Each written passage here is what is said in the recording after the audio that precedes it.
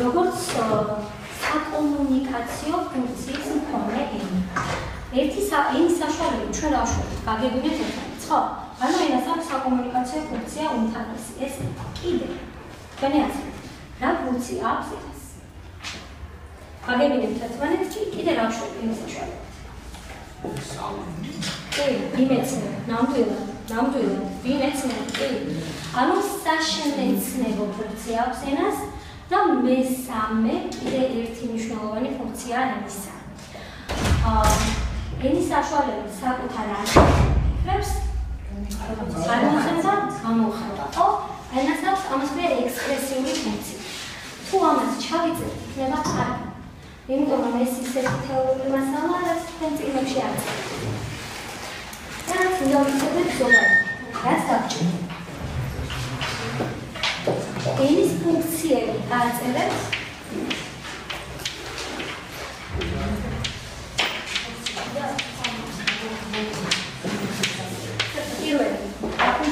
პირველი და უმთავრესი რაც დავასახელეთ, როდესაც შვენ ერთმანეთთან ხო, საკომუნიკაციო, ანუ საკომუნიკაციო ფუნქცია.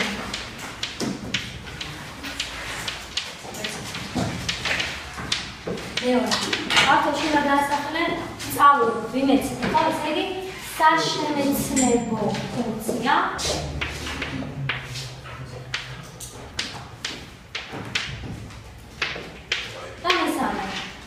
ენის საშუალებით ამოხატავს საკუთარ აზრებს, გრძნობებს, ფიქრებს, ემოციებს.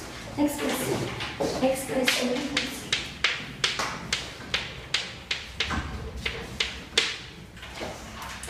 გამოსწოროთ ეს? კარგი.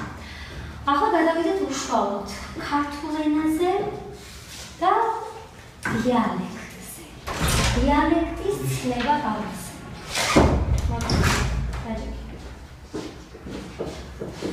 დიალექტის ცნება გავიხსენებთ. ქართულ ენას ბევრი დიალექტი აქვს, ჩვენ ვიცით, ხო? ნასწავლებლად ცოტა დაბალ კლასებში, რას ნიშნავს დიალექტი? კი. საერთოდ სიტყვით დიალექტი არის ბერძნული სიტყვა და ნიშნავს წარმოთქმას. მაგრამ თვითონ ბერძნულშივე შეიძინა მან მეორე მნიშვნელობა აღნიშნავდა ტომობრივ ენას, ანუ ადგილობრივ ენას. და ბუნებრივია ქართულ ენას, ისევე როგორც ბევრ ენას აქვს დიალექტები. სანამ უშუალო დიალექტებზე გადავიდოდეთ, მანამ ალბათ თქვენ იცით, რომ ენებს აჯგუფებენ ოჯახებად. ხო? იქნება გახსოვთ, რა ჯგუფები გამოიყოფა. ქართული ენა შედის ნამდვილად იბერიულ-კავკასიურ ენათა ოჯახში. კი, სწორია. იბერიულ-კავკასიურ ენათა ოჯახში ქართულის გარდა ჩვენ ჩავწერთ ახლა ქართველური ენების გარდა შედის აფხაზური ენები, ნახური ენები, დაღესტნური ენები. მაგრამ გარდა იბერიულ-კავკასიურ ენათა ოჯახისა არსებობს სხვა ენათა ოჯახებიც, ხო? იქნებ გეოგრაფიაში იქნებოდა ჩეხება ამ საკითხთან. მაგალითად ინდოევროპული ენათა ოჯახი. პირველი მოდი ჩავიწეროთ. ენათა ოჯახი. დააწერეთ, ასე ეს უნდა ვიცოდეთ. პირველი, ახლა ქართველები ვართ, მოდით ავწეროთ იბერიულ-კავკასიურ ენათა ოჯახი. იბერიულ-კავკასიურ ენათა ოჯახი.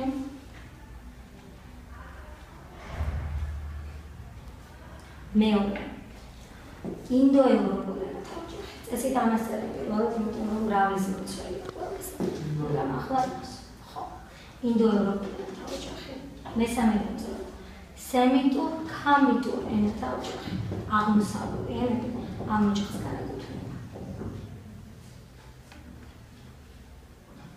მეოთხე, თურქულ-ალთაურ ენათა ოჯახი.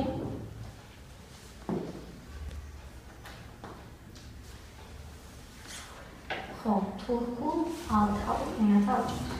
მეხუთე, უნგრო-ფინური ენათა ოჯახი.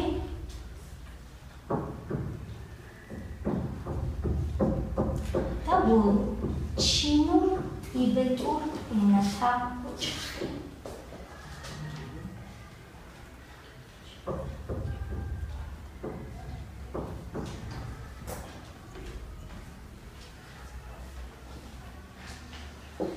და ქართული მიეკუთვნება იბერიულ კავკასიურ ენათა ოჯახს. ქართულს აქვს დიალექტები და საქართველოში გამოიყოფა ქართული ენის ორი მსხვილი შტო. რა იქნება ახლა ეს დიალექტების ეს ჩვენ ვასწავლობთ ახლა უამრავი ისეთი მსხვილი ხდება. ანუ ეს შავი, თუში, თუშეთი, ხევსურცადა. რა თქმა უნდა, თის დიალექტები გამოიყოფა და გამოიყოფა გარის დიალექტები, ხო? კი, ნამდვილად. მოდი ახლა ჩამოთვალოთ ვთქვათ თის დიალექტები. ხო? კი, შავი, ნამდვილად. ხევსურული, თუში. ახლა რა ხდება, იცი? ამ სამთან დაკავშირებით ენათმეცნიერებაში დღესაც არის არაერთგვაროვანი დამოკიდებულება. სვანური დიალექტი თუ სვანური როგორც ქართველური ენა.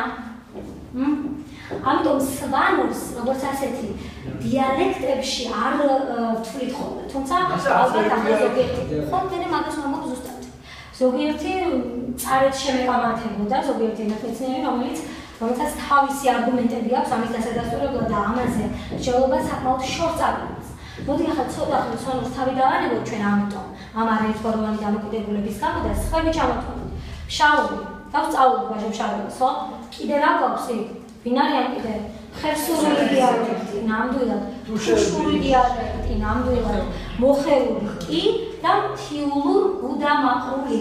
მოდი ჩავწეროთ ასე. ქართული ენის დიალექტები.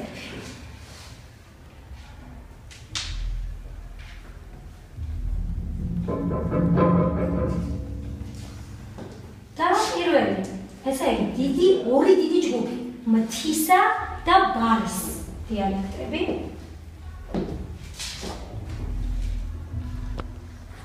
მთის დიალექტები ჩამოთვლით დავიწყოთ. პირველი რა დავასახელოთ?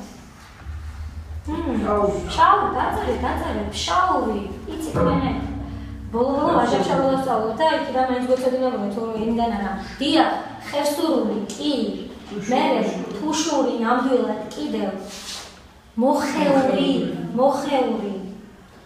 და მთიულურ-გუდამაყრული.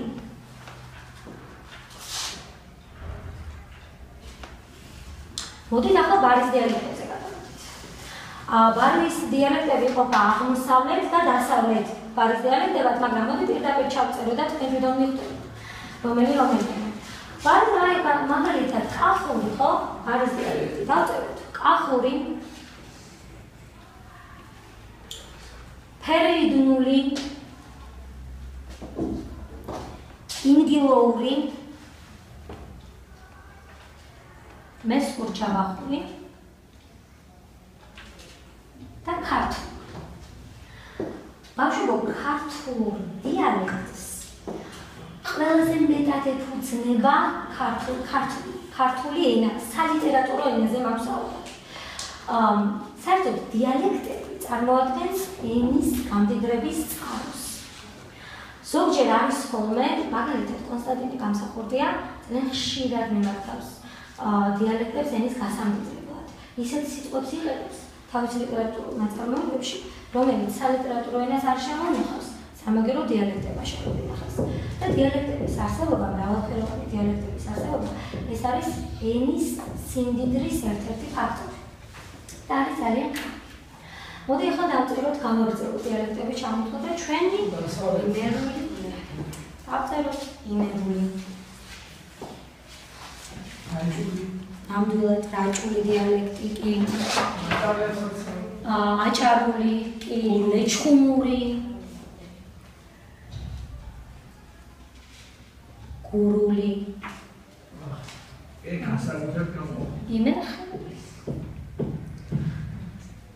ახლა რა მინდა გკითხოთ კიდე. დიალექტები არის ქართული ენა, მაგრამ მოდი უშუალოდ ვისაუბროთ ქართულ დამწერლობაზე, რაც გვახსოვს. და წერილობით ზეპირზე. ქართული დამწერლობის შესახებ. ცნობები, ისტორიულად შემონახული პირველი სადასტურდება. ქართული დამწერლობის. ქართული ანბანი, საერთოდ დამწერლობაზე, სანამ ქართულ დამწერლობაზე გადავიდოდეთ, მანამდე ზოგადად დამწერლობაზე რა ვიცით. დამწერლობის ამდენი სახეობა არსებობს. ქართულზე არ ვამბობ, ზოგადად ვამბობ დამწერლობას. ანბანოს არ გულისხმობ. არა, მე შეხედეთ. ხო, ანუ სულ პირველად დამწერლობის რომელი სახეობა ჩამოყალიბდა? პიქტოგრაფიული დამწერლობა, მე გამშეცვალა. არა, ლურსმულამდე იყო ერთი ეტაპი. არა, პიქტოგრაფიული დამწერლობა იყო ხატვიანი დამწერლობა ნამდვილად. ერთი პიქტოგრამა კი აღნიშნავდა მთელ წინადადებას. მე შემოვიდა იდეოგრაფიულ იეროგლიფური დამწერლობა, როდესაც უკვე ერთი ნიშანი შეესატყვისებოდა სიტყვას. აი მერე მოდის სილაბუსური ხო მარცვლოვანი დამწერლობა იყო. სილაბა ლათინურია და ქართულად მარცვალს ნიშნავს, ხო? სილაბური დამწერლობა, როცა მარცვალი ერთი ნიშანი ერთ მარცვალს აღნიშნავს. და დამწერლობის განვითარების ბოლო საფეხური არის ანბანური დამწერლობა. პიქტოგრაფ დღეს ვიყენებთ თუ არა პიქტოგრაფს? ხატვა. დამწერლობა ხატვა. როცა ნახატი აღნიშნავდა მთელ წინადადებას, როგორ ავიყენებთ დაფიქრეთ. დღემდე ვიყენებთ. რა თქმა უნდა, საკომუნიკაციო და არა. ერთმანეთს წერილებს არა, ნახატ ინფორმაციის გადასაცემა. დაფიქრეთ აბა ინფორმაციის გადასაცემა. ვიყენებთ თუ არა პიქტოგრამს, ვიყენებთ ბიჭებს ეს როგორ არ უნდა გახსოვდეთ. იმიტომ რომ მანქანას რომ დავდივარ და მანქანას რომ ავდა, საგზავნიშველი სხვა რა არის თუ არა პიქტოგრამები. სადღაც რომ მიდიხარ და დანაჩანგარი ახალია, ესე იგი ახლო სადღაც არის რესტორანი, კაფე, კვების ობიექტი, სადაც შემიძლია შემშვიდე საკმაყოფილება, მთელი წინადადება. ხო, როცა ადამიანი გადადის და გადახაზულია, გადასვლა არ შეიძლება და ასე შემდეგ. დღემდე ვიყენებ რეკლამებში ძალიან ხშირად გამოიყენება პიქტოგრამები. კი, ძველი აი, როდის პირველი პიქტოგრაფიული დამწერლობა ვის ხონდა? პიქტოგრაფიული. აი, დამწერლობის პირველი ნიმუშები. შუმერებს ნამდვილად და კიდე ეგვიპტელებს. ჩვენ წელთაღრიცხვამდე მეოთხე ათასწლეულში იყო ეს. მაგრამ კიდე მესამე ათასწლეულში ჩვენ წელთაღრიცხვამდე დამოუკიდებლად იეროგლიფური დამწერლობა ჩამოყალიბდა, იეროგლიფური დღემდე რომ ვიყენებენ იეროგლიფებს. ჩინეთში დამოუკიდებლად ჩვენ წელთაღრიცხვამდე მესამე ათასწლეულში აბსოლუტურად დამოუკიდებლად ეგვიპტურისაგან, შუმერულისაგან ჩამოყალიბდა ჩინეთში. როდესაც სოფლიო ასოხმოვან დამწერლობაზე გადავიდა, ანუ ანბანური დამწერლობა, ნახეთ როგორ მარტივდებოდა. ნახატი ჩემ მთელ წინადადებას აღნიშნავდა, ხო? მერე იეროგლიფი სიტყვას. სილაბურ დამწერლობაზე რაღაც ნიშანი აღნიშნავდა მარცვალს. და ბოლოს ფინიკიელებმა შექმნეს ანბანური დამწერლობა და ერთი ასონიშანი, ერთი შესაძლებელი ერთი ასონიშანი ერთ ბგერას, ხო? ჩინელები დღემდე იეროგლიფურ დამწერლობას იყენებენ და საინტერესო არის, რომ ჩვეულებრივმა ჩინელებმა უნდა იცოდეს 3000-დან სადღაც 10000-მდე იეროგლიფი. რატომ არის ასეთი განსხვავება?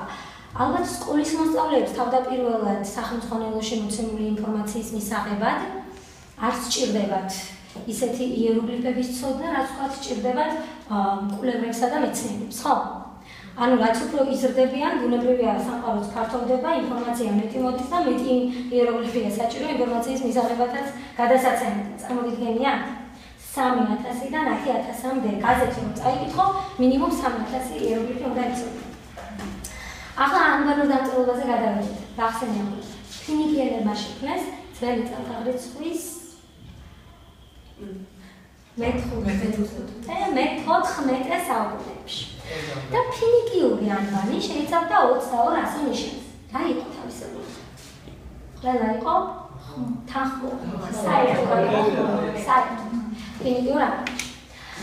აი ხმოვნების შემოღება, ფინიკიურისაგან ორი დიდი განშტოება წარმოიშვა მერე, ეს ფინიკიური დასავლეთში რომ დაედებოდა საფუძვლად. ყველაზე აი სოფლის ნათლიებად ვინ იწოდება? ბერძნები. კი. დასავლეთში დაედო ბერძნულ ანბანს და აღმოსავლეთში დაედო სემურ არამეულ ანბანს. აი ბერძნებს აქვთ ესეთი პატივი, ბერძნებმა შეიტანეს ხმოვნები ფინიკიურ ანბანში. და წერის მიმართულებაც შეცვალეს. ფინიკიური ანბანი, აი ჩვენ დღეს ქართველები ვწერთ მარცხნიდან მარჯვნივ. ხო? და არა მხოლოდ ქართველები. აი ფინიკიური ანბანში წერის მიმართულება იყო პირიქით მარჯვნიდან მარცხნივ. დღეს გვაქვს. აი აღმოსავლურ ენებში ვთქვათ არაბული, სპარსული. იწერება მარჯვნიდან მარცხნივ. და სხვათა შორის დღემდე არაბულში ვთქვათ არ არის ხმოვნების აღმნიშვნელი ასოები. ქართული ანბანის წარმოშობაზეც არ არის ერთგვაროვანი მოსაზრება. მაგალითად, მიხეილ ჯვახიშვილი თუ გახსოვთ ასეთი. რომ ქართული ანბანი წარმოიშვა სწორედ რომ ფინიკიური. არა უყიანეს ძველი წარსულს მეშვიდე საუკუნის საუკუნე. ლეონტი მროველი სულ სხვა ცნობას მაწვდის ისტორიულად დადასტურებულს. რომ ლეონტი მროველი დააბეჭდებით წერს ესე ფარნავას ხო პირველი კაცში ანუ ფარნავას მეფეშობას ხო ძველი წარსულის მესამე საუკუნეში მაგალითად გიორგი წერეთელი იცით ეს ინფორმაცია ალბათ 1940 წელს ცხეთა აღმოჩნდა აღმოაჩინეს ურინოვან წარწერიანი ქვა ხო ბილინგვა არმაზის ბილინგვა ნამდვილად კი პერსონალად და არაბულად და გიორგი წერეთელმა გამოიკვლია შეისწავლა ამოიკითხა ეს წარწერა სხვათა შორის იცით ეს რა ქვა იყო ეს იყო საფლავის ქვა კი 21 წლის დიდებული ქალის სერაფიკა საფლავის ქვა და როდესაც ეს აისუსად არამეულ წარწერას მიაქცია ყურადღება გიორგი წერეთელმა და კი იყო ეს არამეული ანბანი მაგრამ განსხვავდებოდა მაინც ძირითადი არამეული ანბანისაგან და მას უწოდეს არმაზული აი უშუალოდ ამ ტერიტორიაზე იყო ეტყობა ეს გავრცელებული და გიორგი წერეთლის მოსაზრებით არამეულისგან უნდა მომდინარეობდეს ქართული ანბანი. თუმცა მეცნიერებთან დიდი ნაწილი იზიარებს იმას, რომ არც არაფინიკიურისაგან უშუალოდ ან არამეულისაგან უშუალოდ არამედ ბერძნულისგან. და ამას ზურგს უმყარებს, უმაგრებს ბევრი ფაქტორი. ახლა რას უნდა დავუკვირდეთ ჩვენ? რომ დავადგინოთ, ვივარაუდოთ, რომელი ანბანი დაიწყო საფუძვლად ქართულს. რას ვაკვირდეთ? ფინიკიურში რა ვთქვით, წერის მიმართულება იყო მარჯვნიდან მარცხნივ, ქართულში პირიქით და ბერძნულშიაც ასეა. კიდევ ქართულს, ისევე როგორც ბერძნულს, აქვს ხმოვანი ასოების აღმნიშვნელი. ასე ნიშნავს. ხმოვანი ბგერების აღმნიშვნელი ასე ნიშნავს. თანმიმდევრობა აბგდ ხო ალფა ბეტა გამა დელტა როგორც ბერძნულშია ასევეა ქართულში. აი ბევრი რამე ემთხვევა ძალიან. რაც მეცნიერებს ავარაუდებინებს, რომ სწორედ აი კორნელი კეკელიძე, აკაკი შავიძე, დიმიტრი ბაქრაძე, თამაზ გამყრელიძე, ძალიან ცნობილი მეცნიერები მიიჩნევენ, რომ სწორედ ბერძნულისაგან წარმოიშვა. მაგრამ იცით რას უკავშირებთ? თქვენი აზრით რას უკავშირებენ? გარდა აი ამ ნიშნებისა ქართულის ბერძნულისაგან წარმოშობას. სარწმუნოებას. ქრისტიანობას. და მიიჩნევენ, რომ წარმოიშვა ბერძნულისგან, ოღონდ ქრისტიანობის შემოღების შემდეგ და ეს საკამათოა მეტად. იმიტომ რომ ქრისტიანობა სახელმწიფო რელიგიად მე-4 საუკუნეში ცხადდება, ხო? და შეუძლებელია ქართველებს მანამდე არ გქონოდა ლიტერატურა და ანბანი. ну ლიტერატურა ახლა მაგალითად თქვა დამწერლობა. კიდე რა არის, იცით? ჩვენამდე მოხდეული კი არის შუშანიკის წამება მე-5 საუკუნის ძეგლი, მაგრამ შუშანიკის წამება იმდენად სრულყოფილია, შეუძლებელია იგი იყოს პირველი, ხო? შუშანიკის წამება თავის დროზე მგლოვანით დაიწერებოდა, მაგრამ თვითონ ჩვენამდე მგლოვანი ხელნაწერი არ მოსულა. მე-10 საუკუნის ხელნაწერმა მოაღწია და ნუსხურითაა შესრულებული. და არხლის მრავალი კავშირია დაცული, ხო? მიხეილ საბინიმმა გამოუქმნა პირველად, ეს იცით, ლიტერატურაში მოგადავით. ახლა უშუალოდ ქართული ანბანის ნაირსახეობებს გადავიდეთ, რომელსაც დაასახელა გლოვანი ყველაზე ძველი მე-5, მე-9 საუკუნეები, შემდეგ ის ნუსხური მე-11 საუკუნეები, მე-11 საუკუნიდან მხედრული შენობის, მაგრამ ვიდრდება მხედრული უშუალოდ მე-14 საუკუნიდან, როცა უკვე მხედრული გამოიყენება მხოლოდ. გლოვანი დამწერლობა იყო კაპიტალური დამწერლობა. ასოები იყო მრგვალი მოხაზულობის იწერებოდა ორ ხაზს შვა. და ძალიან ბევრ ადგილს იკავებდა. საწერი მასალა მაშინ დეფიციტური იყო. ადრე ვიდრე ჩვენ ხალხზე გადავიდოდით, რაზე ვწერდით? ხავს ცხვრის ან ხმოს სამუშაოდ ხავსე და ბუნებრივია ჭირდებოდა ბევრი ხავი წიგნისა, აკინძვას, საწერი ეს მრგლოვანი ასოები დიდ ადგილს იკავებდა და აი წერის გამარტივების შედეგად შეიძლება ასე ითქვას, წარმოიშვა ნუსხური. ნუსხური იყო კუთხოვანი დამწერლობა, კუთხურსაც უწოდებენ მას. დაკრული ხელით დაწერს გავდა, კურსორი დახრილი შეფტი იყო ცოტა. უფრო სწრაფად იწერებოდა, უფრო ცოტა ადგილს იჭერდა. და შემდეგ ნუსხურისაგან წარმოიშვა ხედული. აი მრგლოვანსა და ნუსხურს ერთად უწოდებენ ხუცურს. თქვენ ბუნებრივია ახლა იცით, რომ აი რომ ვამბობ მე-15 საუკუნეები და მე-9 საუკუნეში მოდის ნუსხური, ეგრევე აი მე-9 საუკუნე დადგა და მორჩა ნუსხურით წერს და მრგლოვანს აღარ ვიყენებთ, ასე არა, ხო? პარალელურად გამოიყენებოდა ნუსხურის და მრგლოვანის. აი მაგალითად ეპიგრაფიკულ ძეგლებზე ან მაგარ მასალაზე ძირითადად მრგლოვანს წერდნენ. ან როდესაც წერას იწყებდნენ აბზაცის პირველი ასოები ან სათაურები, თქვათ მრგლოვანით იწერებოდა. და მე ნუსხური. აი ნუსხურსა და მრგლოვანს ერთად ხუცური ეწოდება სასულიერო წერილობაში გამოყენების მიხედვით. დღესაც ნახავთ, რომ ზოგიერთი სასულიერო წიგნი პირველ ლოცვაზე ხედავთ, როცა გალობენ გადაშლილი აქვთ, ხო? ზოგიერთი მათგანი ნუსხურია. აი შესრულება. მინდა ცოტა ინფორმაცია მოგაწოდოთ საწერ მასალას. საწერი მასალა, როგორც ჩვენთან იდგა, იყო პალიმსესტები. პალიმსესტები ეს იყო ისეთი ტყავი, რომელზეც ძველი ნაწილი გადაშლილი იყო. და ამ საწერი მასალის ეკონომიის მიზნით ზევიდან ახალი. და იცით რა იყო? შეიძლებოდა ორივე ფენის ამოხსნა. როგორც ძველის, ასევე ახალის. ახლის ხუთი შეიძლება ხო, ალბათ. მე არ მინახავს ვერგეტყვით. ჩინელებს აქვთ პატივი ქაღალდის გამოგონებისა პირველ საუკუნეში. და 7 საუკუნე ამას ინახავდნენ საიდუმლოდ. ვიდრე ოსტატი, რომელმაც ქაღალდის დამზადება იცოდა, არაბებმა არ ჩაიდეს ყველი. და გასცა მანისაკენ, ამის მერე გავრცელდა მსოფლიოში. ჩვენთან სადღაც მე-11 საუკუნეში უკვე გვაქვს. პაპირუსი, ეგვიპტელების საწერი, ქართულად ჭილი. ჩვენ ქართველები რატომაც არ ვიყენებდით ჭილს საწერად. ძირითადად ჯერ ქვაზე, მაგრამ მასალაზე, შემდეგ ეტრატზე და ჭილზე ნახევარი. ერთადერთი გვაქვს ჭილეტრატის ხელნაწერი, ნახევარი ჭილეთაა და ნახევარი ეტრატით შესრულებული და ჩვენთან არ იყო ეს საწერი მასალა გავრცელებული. ხედრული თვითონ სახელწოდება ალბათ იქიდან უნდა მომდინარეობდეს, რომ ძირითადად საეროპირები იყენებდნენ თავდაპირველად. ხედრები, ვაჭრები, რაღაც მიმოწერის გაცვლა გამოცვლითი საქმიანობის დროს და გამარტივებული არის მოსახერხებელია სწრაფად საწერად და მკვიდრდება მე-15 საუკუნიდან. ხემთ გვაქვს ხედრული არბატი. ახლა თვითონ დამწერლობის შესწავლასთან დაკავშირებითაც ვთქვათ ერთი ორი სიტყვა. პალეოგრაფია არის ესეთი დარგი, რომელიც შეისწავლის დამწერლობას. და მე-17-18 საუკუნეში ჩამოყალიბდა პალეოგრაფია. ანუ საწერ მასალას დამწერლობასთან დაკავშირებულ სხვადასხვა ზოგადად შეისწავლის დამწერლობასთან დაკავშირებულ სხვადასხვა საკითხებს. პალეოგრაფიას მე-19 საუკუნეში უკვე გამოეყო ეპიგრაფიკა და პაპიროლოგია. პაპიროლოგია რაზე ნაწერ შეისწავლის? პაპირუსი და აი ეპიგრაფიკა შეისწავლის მაგარ მასალას.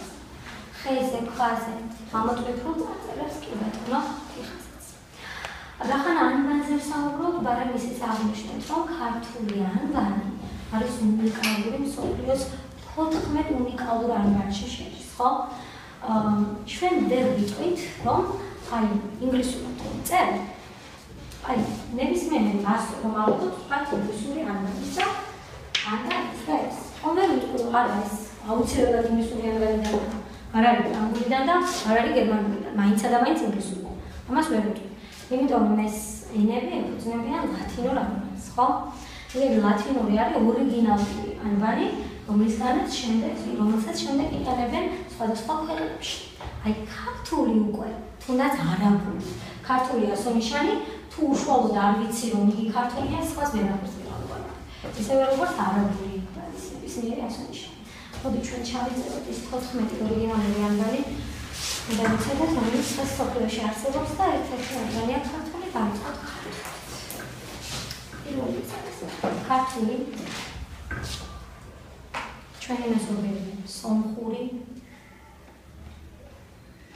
სლავური, ეთიოპიური, ლათინური, არაბული, ბერძნული, ებრაული, მონღოლური, ინდური, ჩინური, კორეული და არ ჩაფიწერია სირიული, ხო არ მიწერია? სირიული. ეს იყო ზოგადი ცნობები ქართული, ზოგადად ენაზე, ქართული ენაზე, ანბანზე, დამწერლობაზე, ასე შემოდი ახლა გადავიდეთ გრამატიკაზე, რაშიც თქვენი დახმარების დიდი იმედი მაქვს. ქართული ენის გრამატიკა შედგება რამდენი ნაწილისგან? ნამდვილად. პირველი რა არის? მორფოლოგია, მეორე რა არის? სინტაქსი. მორფოლოგია რა შეიცავს? სიტყვის აგებულება. მეტყველების ნაწილი და მათი შეკავშირების არის. ბრუნა და უნება, ანუ ფორმაცვალები წესებს. სახელებს ვაბრუნებს, ვლას ვაბრუნებთ. კი. მეტყველების ნაწილი, რამდენი მეტყველების ნაწილი აქვს ქართულში? მეათეს შორის დებულს ვასახელებთ მეათე მეტყველების ნაწილად, მაგრამ არ გაგიკვირდეთ თუ შეხვდეთ, რომ აი 9 მეტყველების ნაწილი და მეათე ცალკე მდგომი. შორის დებული ცალკე მდგომი. რატომ ახლა? მოდი ჯერ ფორმაცვალებადი, ფორმაუცვლელი ვთქვათ. ფორმაცვალებადი მეტყველების ნაწილებია, რომელიც ყველა სახელი და დამატებული კი, ნამდვილად ზნა. დარჩა ფორმაუცვლელი, ზმნისლე და კიდე შორის ნამდვილად კი. მამას გარდა მაქვს სრულმნიშვნელოვანი და დამხმარე. ზნადას ზმნისად არის სახელი. კი, სახელებს ემატება ზმნა და ზმნით, ნამდვილად კი. სრულმმნიშვნელოვანია ის მეტყველების ნაწილი, რომელსაც ცალკე აღებულს აქ შეიძლება. მნიშვნელობა საიდან ვარ კითხვას უსვა. ცალკე აღებულს დაესმის კითხვა. შესაბამისად 6 მაქვს სრულმმნიშვნელოვანი, როგორც გოგამთქვა, ზნა, ზმნისე და სახელებს დამატებული ზნა და ზმნისე. და დანარჩენი 4 კიდევ ერთხელ ჩამოთვალოთ. თანდებული, ხო? ნაწილაკი შორისდაბლი მაქვს დამხმარე. რომელია ის მეტყველების ნაწილი, რომელიც არის სრულმნიშვნელოვანი, მაგრამ ფორმა უცვლელი? სრულმმნიშვნელოვანი, არადი, სრულმმნიშვნელოვანი, მაგრამ ფორმა უცვლელი. კი, ზმნისე და არის ბრუნის იგი. არის სახელთა ჯგუფში არ შედის, არის უდრის, ბუნებრივია, ანუ ფორმას არ იცვლის საერთოდ. მაგრამ სამაგერო ცალკე აღებულს დაესმის კითხვა, იქ ადგილის მიზეზი და სარი, გუში, დროის მიზეზი და როდის, ხო? დიახ. შორის დებულზე მინდოდა მითქვა. რატომ არის ცალკე მდგომი? შორის დებულს აქვს, შორის დებული გამოხატავს ემოციას. რაღაც ცუდი ამბის გაგების შემთხვევაში მე შემიძლია უბრალოდ თქვა აიმე, შევიცხადე. და ამ ერთი სიტყვით გამოხატოთ შენი დამოკიდებულება ამ ამის მიმართ, ხო? ანუ მნიშვნელობას ვერ ვიტყვით, რომ სრულმნიშვნელოვანი არ არის, რა თქმა უნდა არ არის სრულმმნიშვნელოვანი, იმიტომ რომ ცალკე აღებულს კითხვა არ დაესმის. მაგრამ არც მთლად მოკლებულია მნიშვნელობას, იმიტომ რომ ემოციას გამოხატავს დამაკმაყოფილებლად. ამ შორისდებულის მიხედვით მე ვარდგენ ადამიანი ნაწყენია, გაბრაზებულია, გახარებულია თუ ასე შემდეგ. ამიტომაც რახან ემოციასაც გამოხატავს, მაგრამ ცალკე აღებულს კითხვა არ დაესმის და ფორმას არ იცვლის. ზოგჯერ შორისდებულს უწოდებენ არ მიათვლიან მეტყველების ნაწილებს. ცალკე მდგომი, ასე გამოყოფილი, მაგრამ თქვენ წინაშე ეს ასე გამოყოფილი არ არის. მოდი ახლა მორფოლოგია ორთოგრაფიაზე ვისაუბროთ. მორფოლოგია უკვე ვთქვით. ორთოგრაფია რას ნიშნავს? არა, ორთოგრაფია, სწორი რა? ორთოეპია არის სწორად წარმოთქმა. როცა ჩვენ მართლწერის წესებს რომ ვსწავლობთ, ტექსტის რედაქტირება, როდესაც გვაქვს მოცემული, დაყოფილია იპოვეთ მორფოლოგიური, ორთოგრაფიული, სინტაქსური, პუნქტუაციური, სტილისტური ხარისხები და უნდა ვიცოდეთ. ორთოგრაფია უკავშირდება მორფოლოგიას იმით, რომ სიტყვის სწორი დაწერილობა გრამატიკული წესების ცოდნის გარეშე შეუძლებელია, ხო? მორფოლოგიური შეცდომა, როგორი შეცდომა, როდესაც შეცდომა დაშვებულია ერთ სიტყვაში.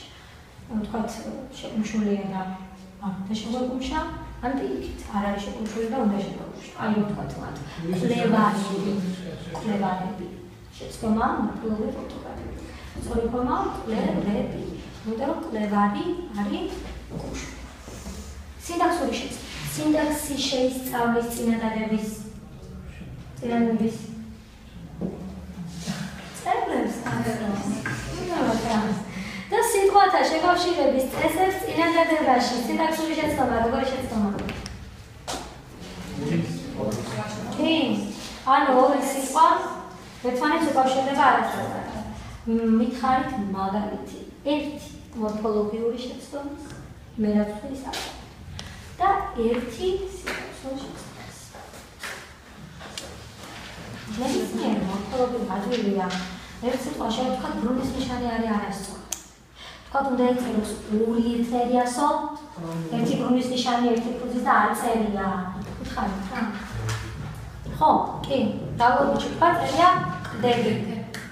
და უნდა იწეროს ყდები. რა თქმა უნდა, არის მორფოლოგიური შეცდომა. კი. სინტაქსური შეცდომის მაგალითი მითხარით, ანუ ორი სიტყვა. ბევრი ადამიანები მაგალითად. ბევრი ადამიანები, იმიტომ რომ კი, ან თქვათ როცა ზმნას არასწორად უწყობს სუბიექტის ბრუნვას, ესეც სინტაქსური შეცდომა. კარგი. პუნქტუაციური შეცდომა.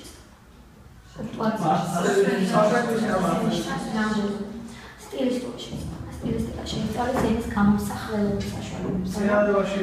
ხო, თქვათ სიტყვათა რეგიონალიზაცია. ან ისეთი ფორმა მაქვს, რომელიც არ შეესაბამება ქართული ენას. ბნებითი გვარის გითხარით მე მანათქვამი მაქვს, ხო, ეს რომ ინგლისური ენის გავლენით გვხვდება არასწორი ფორმები, ბნებით გვარს ვიყენებ არასწორად აწარმოების მშენებლობა, ეს არის სტილის ხარვეზი, მაგრამ ბნებითი გვარის ნებითი აი ინგლისური ენის გავლენით ამკვიდრება, მაგალითად გაკეთებულ იქნა. და ბავშვებო იცით რა, ენა არის ცოცხალი ორგანიზმი იმ თვალსაზრისით, რომ ენაში კვიდრდება ისეთი ფორმები, რასაც ხალხი იყენებს აქტიურად საპირმეტყველებაში. თუ ადრე რაღაც შეცდომები მიიჩნეოდა, აი წინა გაკეთილზე რომ ვთქვით, ტროას და ტროის წესით და რიგით აზე რომ მოლოდება, როგორი უნდა იყოს გეოგრაფიული სახელი და ხო, მაგრამ აი ლიტერატურის გავლენით ტროას არ კვეთდნენ და ამიტომ ახლა ორი ფორმა დამკვიდრდა.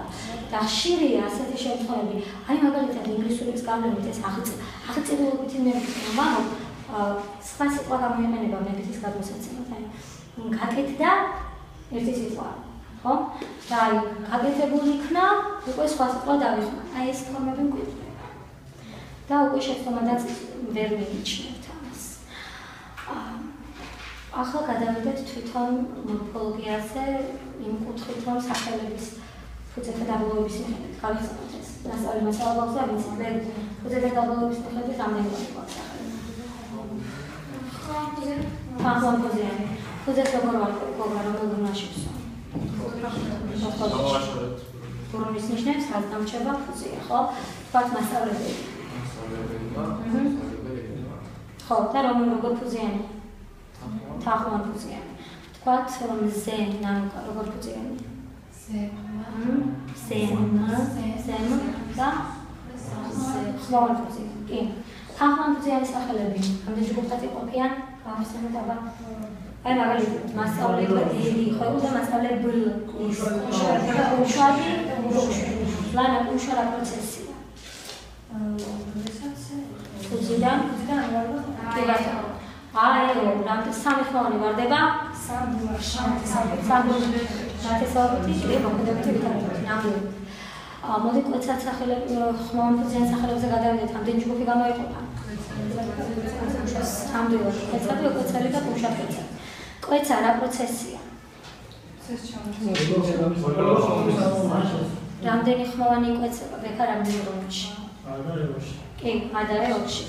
ავთ რომელია ის ორი ბრუნვა. ნათესაობითი და კი. მრავლობით რიცხვი დამავიწყდა იქ, მაგრამ მიგობრუნდები. უკვეცელი სახელები, რაც უნდა დავუკვირდეს. კიდე. უ და ო, ნამდვილად. ხუმშვაში გავხსენოთ უ ხმოვანთან დაკავშირებული შემთხვევა, კი? ან კი, მაგალითი მითხარით. ნიორი და ნიბრის. კიდე. ნიგოზი?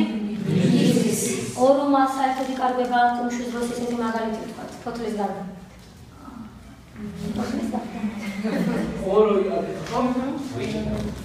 არა, საკია და მითომი კარგება. თან გავხსენე გოდორი და გოდრი.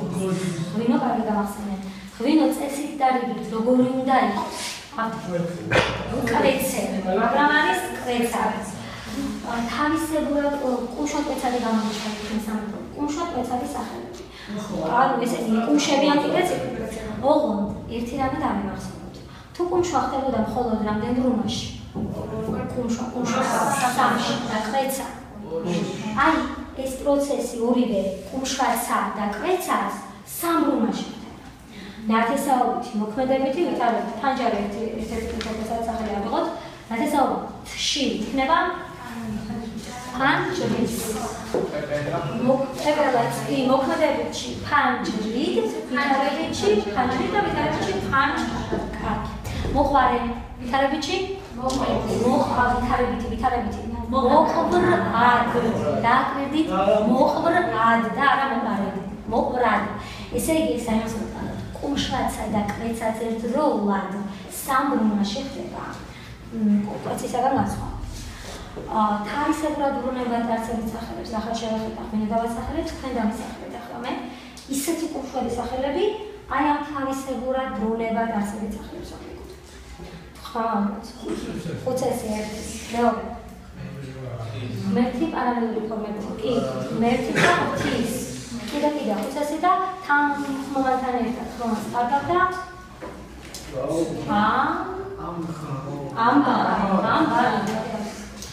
ამბავი ნათესაობითში. მოქმედებითში. ვითარებითში. და ბიანროლობითში. ამბები. ხუცესი ნათესაობითში. ის მოქმედებითში. ხუცი ვითარებითში. მრავლობითში. ხუცე. იაკობ ხუცესი გამოყავით. იმიტომ რომ არ დაშვებულო. ხო. ხოდება იყო შეხარ ხუცესი ანუ მდელი ყოველთვის თითქოს საკუთარ სახელთან აგათანაბრებული მარტივად ვთქვათ და ამიტომ არ შეიძლება სულ ხუცესაც მოიხსენიებო. კი ბატონო. ხოდა ხდორები ვთქვით. მორიენტული ფორმა მეთქი. თავისებურად ბრუნებაში კიდე გამახსენეთ დაბოწინება პროცესზე რა დავასახელეთ. თვალი და წერა. ნანო თვალი რა შემთხვევაში უშება. ნახე იკუშება. ადამიანის სხეულის ორგანოს გადააჭრა. წერით სამ შემთხვევაში, ხო? მაგრამ თვალის ტკივილი მაწუხებს და წერის ტკივილი მაწუხებს იქნება ნართანიან ვალობითაც გადავიდეთ, წინა გაკვეთილზე ესეც გავიხსენეთ. რამდენი ბრუნვა აქვს ნინო რა ვთქვით ნართანიანს? 5. რომელი არ აქვს? ხუთი ბრუნვა ნამდვილად აქვს და სამი ბრუნვა ერთმანეთს ემთხვევა. რომელი ეს ბრუნვები, რომლებიც ემთხვევა? ეს მოხსოვრითი აი ამ ბრუნვებში დაბოლოება რა არის? ეს თა, ისი ნიშანია? მრავლობითი საფუძვლის. კი, ორი ფუნქცია აქვს ნამდვილად. სახელობითა და წოდებითში რისხვის ნიშანი რა არის? ნათანიაში. ბრუნვის ნიშანი სახელობითში. ბოლოში? წოდებითშიო. კიდევ ერთი რამ გავიხსენოთ და წინა გაკეთებაზე აღნიშნეთ წოდებითშიო. მაგალითად ძენ ნო. წინა გაკეთებაზე რაც აღნიშნეთ მოთხრობითა და ვითარებითში რომ განსხვავდება ბრუნვის ნიშნები, ხო? ხმოვანფუძიანებთან და თანხმოვანფუძიანებთან. თუ მაგალითად მერხმა მაქვს ხე როგორ იქნება მოთხრობითში? ხე მექნება მ და არა მა. სახელობითში ხმოვანფუძიან სახელებს აი მაგალითად ბრუნვის ნიშანი არ დაერქვეს. ვითარებითში თუ მერხად არის თანხმოვანფუძიანი ხმოვანფუძიანს რა აქვს? მხოლოდ დ. წოდებითი ბრუნვაში თანხმოვანფუძიანების დაბოლოება რა არის? მაგით თანხმოვანია.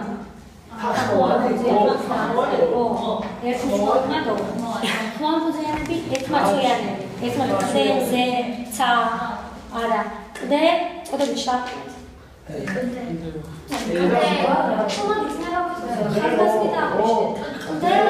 ერთმანეთს ხმოვანფუძიანებს ყოველთვის ოაქვს და მრავალმარცვლიანებს აქვთ ან აი სამშობლო წოდებითში ქვეყანა წოდებითში ან ძისა ეს სამშობლო და ის კლდება შეიძლება კლდე ზე რომელი ორმარცვლიანი რას უნდა დაბოლოდეს? ხმოვანფუძიანი ორმარცვლიანი სახე წოდებითში რომ არ ქონდეს დაბოლოება. აი აქვს ან არ აქვს კი არა? არ აქვს. არ დაიწყოს წოდებითში. უცხოური სიტყვამოყვანის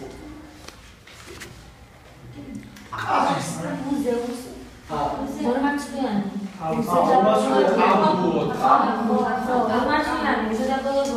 აბუს წოდებითში ბრუნვის ნიშანს არ დაერქვას. აბუ გამახსენდა და მოდი გავხსენოთ უცხოური.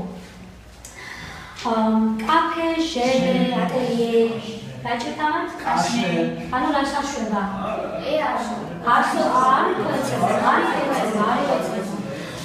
ისე დაბოლოებული გეოგრაფიული სახელები, ამაზე გამონახულეთ ყურადღება. დელი, დაუხტავაში, დელიში, ტრიპოლიში, ჰელსინკი, იკში, ხო? ი არის ფუძესეული და ანარჩუნი. განარჩენებს ასა და ისე დაბოლოებულ გეოგრაფიულ სახელებს კვეთს თუ არ კვეთს? კვეთს. ინდიანას შტატი თუ ვიქტორიას ჩაჭერი თუ და ჩვეულებრივ არ მეტყველებთ ხოლმე სწორად. ხო, ინდიანას შტატი ალბათ ასე ვიტყოდით. მაგრამ შეცდომაა ეს და ეს კარგად დავიმახსოვროთ. და იყო წიგნებში რეაქცია ყურადღება და გახაზეთ მეთქი, სამი გეოგრაფიული სახელი თქვენ წიგნებში იყო ჩამოთვლილი, არის კიდევ მონპელე, რიო გრანდე და ვალე. კი ბოლოვდება ეზე და წესით უნდა შეგვიძლია, მაგრამ არ კვეთს კი. ნაბავანი. ნათანიანი სახელი რომ გავარკვიო, ნათანიანი, უბრალოდ თანიან ბრუნვაში. ჩასმული სახელი. გადავიყო ხმოვანფუძიანი. მიცემცა და ნათესაობითში რომ უკვეცე წყაროს და წყაროს არის ორივე ბრუნვაში, ხო? შეიძლება კი მრავლობითში გადავიყო, იმიტომ რომ მრავლობითში ყველა სახელი არის არა აზე დაბოლოებული, კვეცარია აზე დაბოლოებული, კვეცარია როგორ ფუძიანი ის.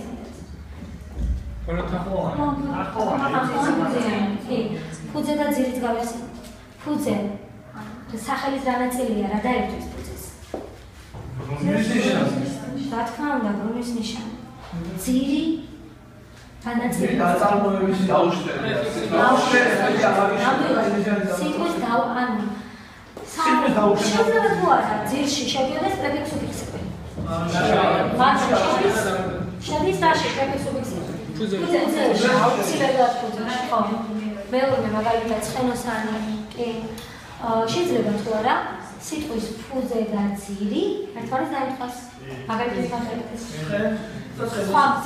სხვა მაგალითი წინა გავაკეთებთ. მერხი, კედელი, ნებისმიერი სახელი როდის ნაწარმოები არ არის. და განსხვავებული როცა ქუდოსანი. ანუ ამ სიტყვის ფუძე რა არის? ქუდოსანი, ძირი, ქუდი. ორჩა. თვითონ ქუდი, ამ სიტყვის ფუძე და ძირი ერთმანეთს არ ემთხვევა? ემთხვევა. დააკვირდებით ამას და არ არის პრობლემა. გაიაზრეთ. დავალება წინააღმდეგ მოგიცით და ჩავიდეთ. შეიძლება